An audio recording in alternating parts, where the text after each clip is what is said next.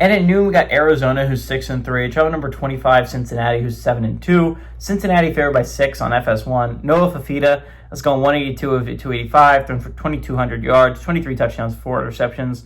Ishmael Mahdi has had 87 carries for 591 yards and 2 touchdowns. And Javon Watley has had 35 catches for 420 yards and 4 touchdowns.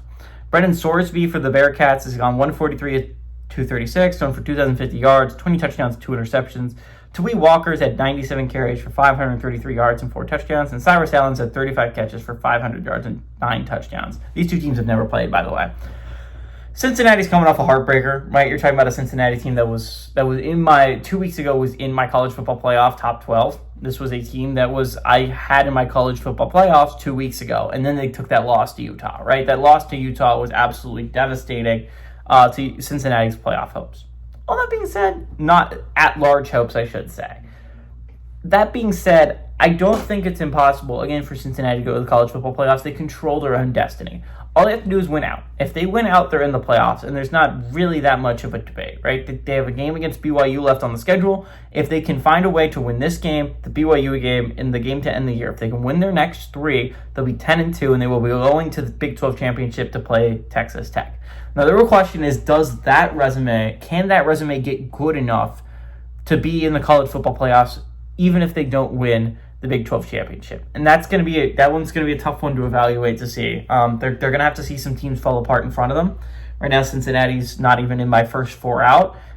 So again, there's 3 Big 12 teams that currently have better resumes than Cincinnati right now. At least Cincinnati's not Houston. Houston is probably the worst Big 12 resume trying to make the college football playoffs.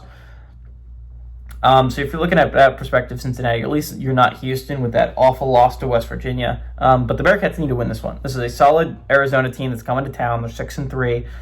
They're not that much farther behind you. In the Big 12 race they are, but overall-wise they're not. Arizona's won a lot of thrillers this year. They've also lost a decent amount of thrillers. You could talk about the Houston game where they lost on a field goal to end the game. You could talk about the BYU game where that game went to double overtime and BYU found a way to win. You could talk about last week against Kansas when they drove down the football field and got a game-winning touchdown. Arizona's been part of a lot of thrillers this year. I don't think this is one of them. I think Cincinnati is going to find a way to do things after the bye.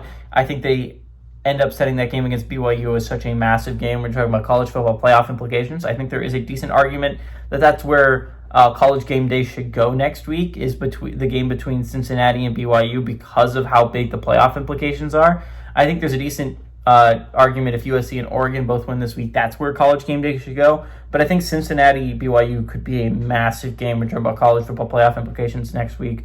I like the Bearcats to win, and I think after the bye they're going to find a way to cover.